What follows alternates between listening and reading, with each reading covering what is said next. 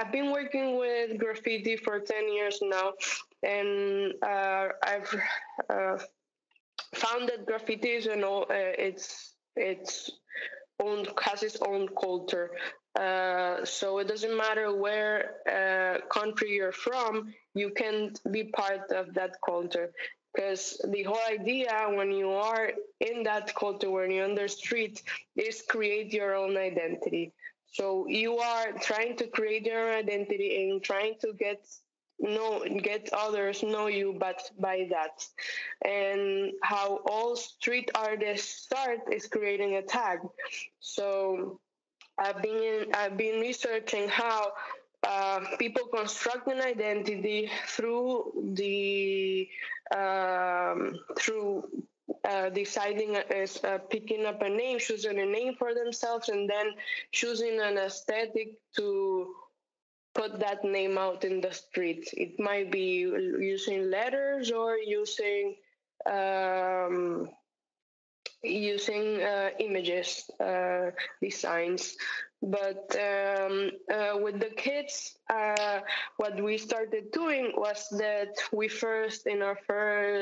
so we will be filming all the time, even when we were like going out to get them. I would give the camera to the kids, and the kids would record themselves. I think I've learned that to kind of like delegate that process a little bit. Although I really like also recording and having the camera myself, but I find very interesting also then working with that material. I believe I enjoy more working with those images that I get from others. So the kids will be documenting all the process, like us getting them, and then how we started constructing. So we were gonna construct. Each kid had the task of creating their own tag. So they first learn what is a tag in the graffiti world, which is a name.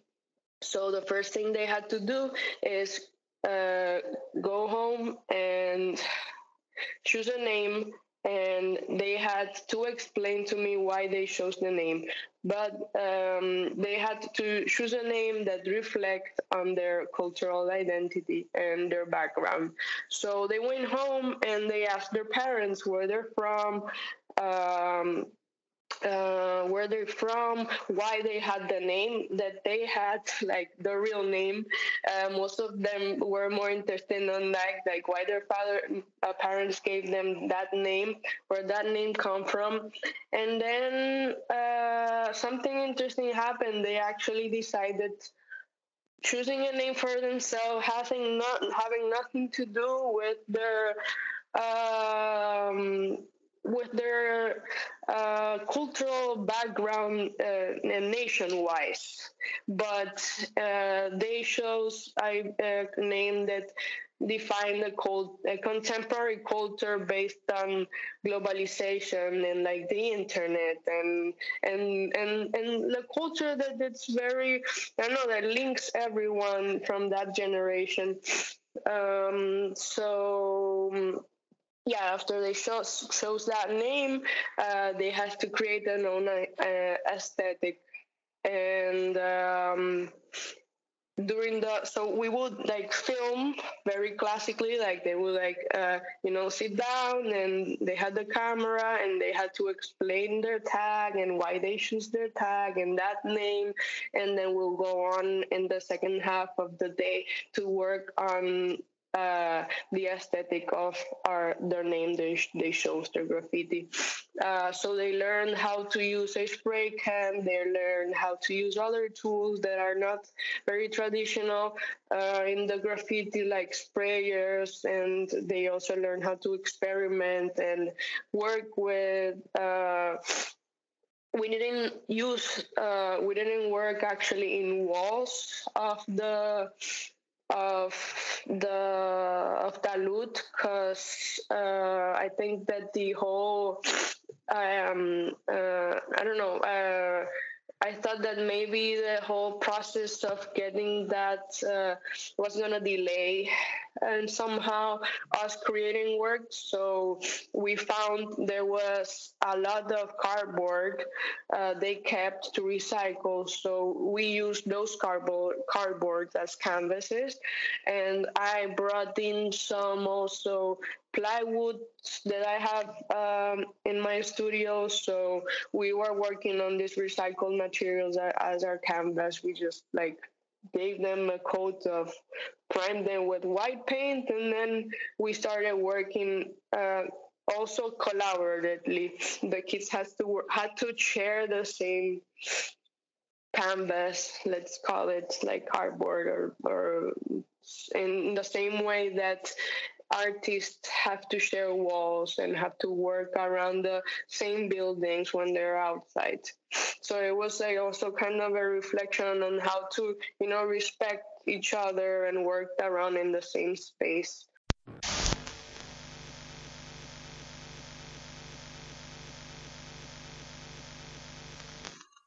Okay, yes, was the work was really we worked a lot a lot with this and we recorded a lot of voices with children's and yes, it was so hard, and especially to explain because the children, they wanted to hear them their voices, but maybe they didn't recognize, okay, my voice is inside an object instead of a speaker, and so on. So was I don't know if we explain in a really good way. So, but I think the children, when the children listened their voices, they were something like really surprised, and was a really surprise for them. So I think is not really simple what we did, but the outcome, what we arrived to do, is more simple. Is more simple than our work. The outcome, when you listen, you listen the voices from the objects and so on, is another kind of listening, and they recognize them. And you also incorporated the sounds of the place in the piece. You also had these, I don't know, you had also mechanical sounds. You had the sounds of, I don't know if they were airplanes, but what kind of sounds did you incorporate other than the children's voices? We did field recordings, so in the place, and it's really every place has a special sounds, and is strongly linked with the neighborhood, with the place, and so was for us was really important to put inside our installation this, to have a kind of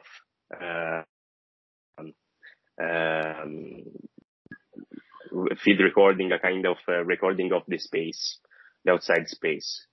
And so yes, I remember that we went to the football pitch to record the sound in this area, at the bar, in the plaza, and yes, around. We walked around and we did a lot of different recordings, and the cars, the scooters, and so on. So that's what we recorded.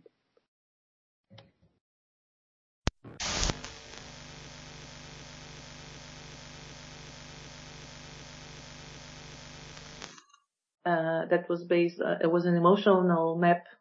Yeah. And what aspects of this emotional map were present? I mean, my question is, what did you find out about the neighborhoods to put in the map. Yeah, well, I mean, of course, I knew about how important, of course, the belonging and the cultural background of Cabo Verde over there is how important it was. But I didn't realize how important it was until I actually went there and talked to people. I mean, some of the kids we had could only speak Creole, for example. So, and I didn't realize it would have been that way. So it was, I think Rita also was surprised at some point. But yeah, so that seemed to me a little bit crazy not to include anything about that in the map, because that's such a substra, that's just not impossible not to talk about it. So I made it on a simple way, because I included basically the flag, the main flag, because it was just the colors that we could see everywhere. All the kids were wearing like football stuff about Cabo Verde. The colors were everywhere, so it seemed very obvious to me that I wanted to include that. And also, I took a lot of photos, and in the photos, what was really obvious to me were like the lines of like how can I explain to that? It's like a bit if you think about shadows, because I included them as shadows, but like just the line of like just the houses, and then the palm trees, and then all those gigantic electric towers that were right in the middle. I mean, that really struck me as visually how it looked. So I thought, yeah, it's cool to have a map. It's nice, but it would be nice also to include some like the very visual aspect of how it looks when you pay attention to the lines, and when you pay attention to the motifs, really, about like the sugar canes, the palm trees, the banana trees, about the houses, the lines of the houses, all those big electric towers. I mean, it was very, the lines there were very peculiar. I don't know how to explain that better, but the lines there were very peculiar, so I thought I would have to include them at some point. I also decided to include, since it was a map, I include the tronçon, which is still a very important part of it, although it's not going directly to Talude, but it plays a big role. And I included the plains. I decided also to include the plains, because who has been there, I mean, in a lot of places in Lisbon, but over there it's even more pregnant. It can only be not necessarily bothered, but like astonished by the plains over there, because they go very, very, very close. So, and I mean, I don't live far, not at all, but since I'm not maybe directly under the corridor where all the planes go and land, I mean, here where we are, for some reason, although it's like 5 minutes from there, we don't really get bothered by it. Thank God. But yeah, so it was I know that I used to take a lot of walks around the tronçon and always be very astonished about all the planes that go over there. But when you are in Talude, it's even more visible.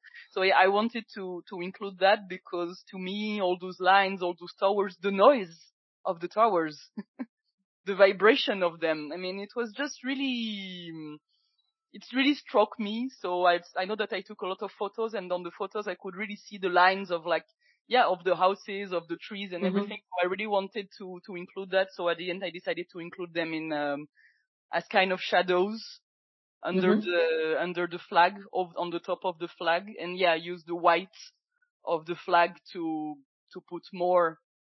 So it was to put more of details, but that was my own impressions. But what I wanted to do also was like to gather some more impressions from the people. That's why actually, I don't know if it was on the very first day, maybe it was a few days after, I don't remember exactly, but I did this exercise with the kids that were present that day of the map of Linda Barry. I don't know if you ever heard it. She's a comic book author, an American one, and she makes these very interesting exercises about, it's mostly for adults, but it works very well for kids as well, about like how to find back your creativity, all this kind of stuff. And she had this very interesting exercise about like making people draw a path that they take every day, and then draw the emotions that come with it, like for example from like your your home to your workplace, or your work or your home place to your mom place. Like really you can choose whatever, but like it should be something that you used to see every day when you were a kid, or that you see every day if you are a kid.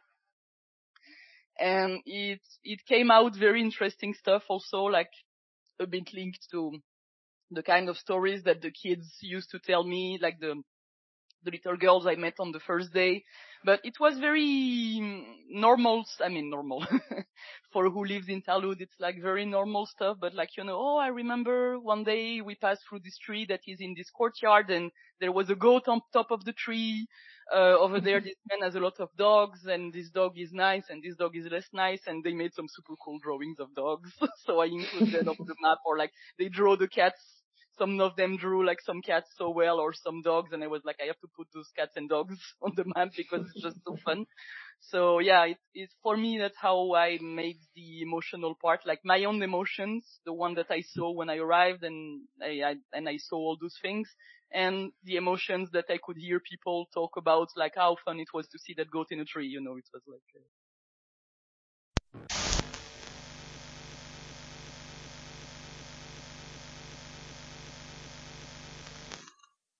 Firstly, I was thinking that I wanted to collect some materials of the neighborhood and make this big sculpture that could go outside and maybe mark the name of the neighborhood, or something that makes people feel good passing by it or looking through it. Yeah. But then I realized that I wanted to paint something.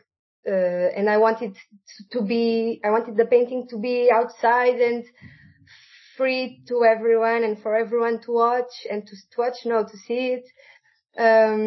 So I rapidly started to making some sketches for a mural painting, a little one, on the outdoors of the association. And it's like a recollect of some symbols of the neighborhood, and what it makes it, Talude neighborhood. Yeah. So we have, some, you have the pictures, right? Yeah. I wanted to have this love feeling, like everyone is included here. So I wanted to simulate like a hug. So I have two hands hugging the entire place, and I have the river that you can see.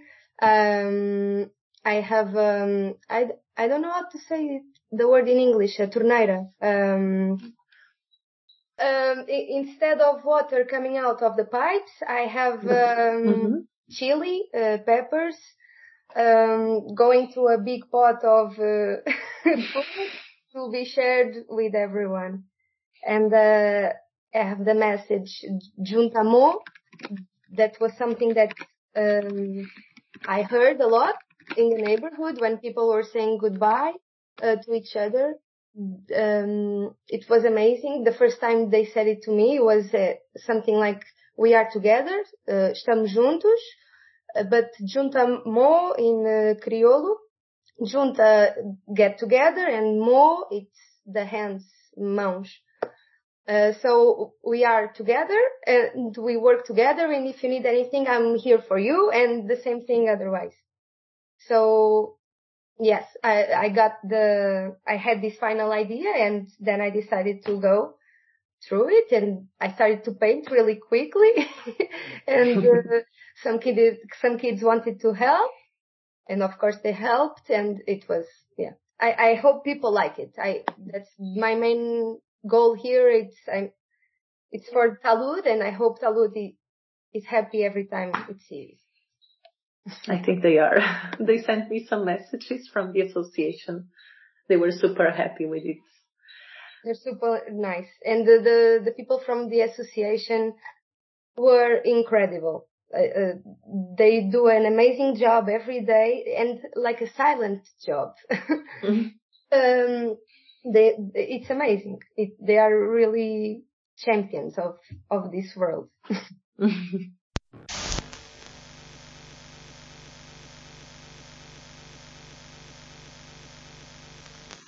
The first thing we did was like after the tour we did with audio, we started to do some little tours ourselves, just like to understand what was like the constructions how this kind of like informal city was built.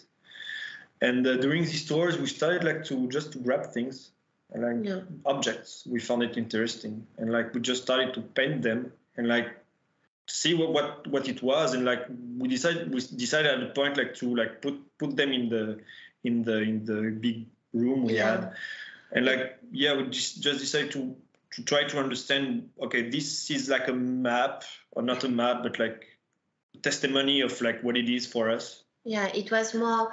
So when we arrived, even if we didn't read about Talude, we read kind of not a lot, but we had a starting point that was about cultural histories and mythologies in Cape Verde.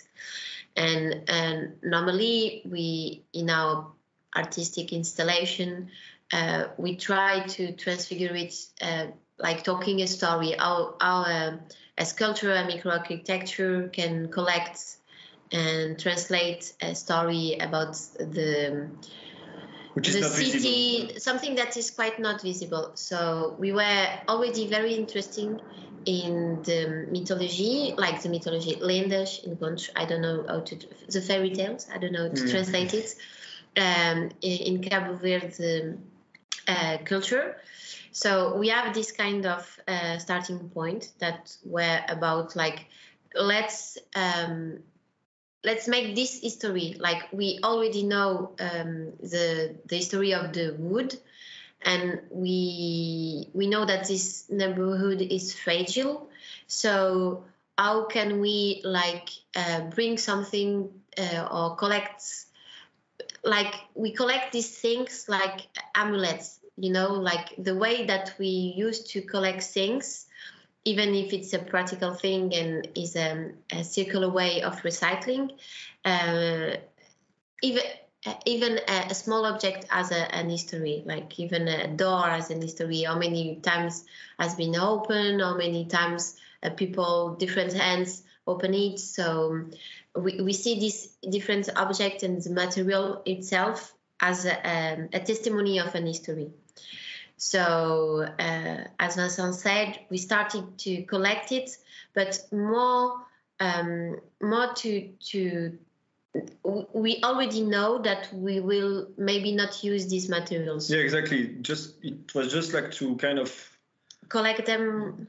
Yeah, embrace a bit like all the thing we try. I mean, we try to understand the neighborhood, and the way we find it to understand it was to gather objects and like try to figure out what we wanted to do. Yeah, when you are like doing ballads and taking off some flowers, it was like more a collecting things. And then we also understand that some material that we need, like construction material, because we end up to build something, we may have to take it outside of Talude. Because concerning the wood, we discovered that there were a lot of wood, and some of this wood were like very humid, so we cannot use it. Or it was used by people kind of like they store it and like they put it like in little spots, and like they say, okay, it's mine, so you need to ask. So we just didn't want it to like offer anyone and like And we discovered that they kind of value the things that we value too. So we don't. Wood is important. I mean, this is the main material of the houses, so we cannot like just use it for an installation. It was impossible for us. So we decide to bring some materials from our collection. Our collection. Actually, one of the wood that we used is some of the wood that we take from the metro. From the metro. So it's like It was a cycle. And then there were other stories that we want to tell, like the canes. I don't know how to say it in English. That's the canes. The canes, I think. Yeah, the canes that we found. It's part of the Talude story too, and cultural heritage, because They make grog with it. They made some construction. So we already know that we kind of use that material as a construction material because it was already. Yeah, but once again, we could not like take any canes because ones are for the grog, the other ones are for. I mean, we select these canes. So we needed to ask every time, which is like really important for us, like just to not bother anyone and say, okay, can we take this one? I mean, we decided. And the other things that we want to transmit in installation was the part of agriculture that was very important in the wood because there is a lot of hortas. I don't know how to say. Gardens, food gardens, vegetable gardens. There is many, and it was one of the things that we visit at the beginning, the first tour. So how to transmit it too. So we have some friends working in Frutafeia. So Frutafeia was one of our associate partners in the project. So we asked Frutafeia to collect some meshes. And we potato bags or like onion bags, and it was good because we already know that it will be material that we can use there. So the process was gathering materials from inside and outside. And tiles too. Tiles was good. Tires. It was part of the stuff we kind of gather from the inside, and with this kind of mix. Through our vision and practice, we just build this subject to tell the story of Cape Verdean mythology. Yeah, and we choose a proper story if you want to know later.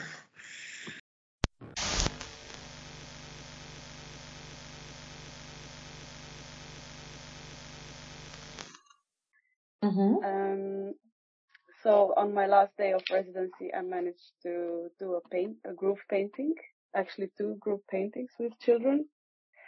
Because that was my goal. Like I wanted to do something interactive, and I managed to accomplish that. And what was your experience with the children? It was really nice. Children were, I didn't have many children. Mm-hmm. I don't know what happened on that day, that they decided not to come, or they had some sports activities. But I did get a few older children. I was expecting I would have much younger children, but in the end I think they were like 12, 13 years old.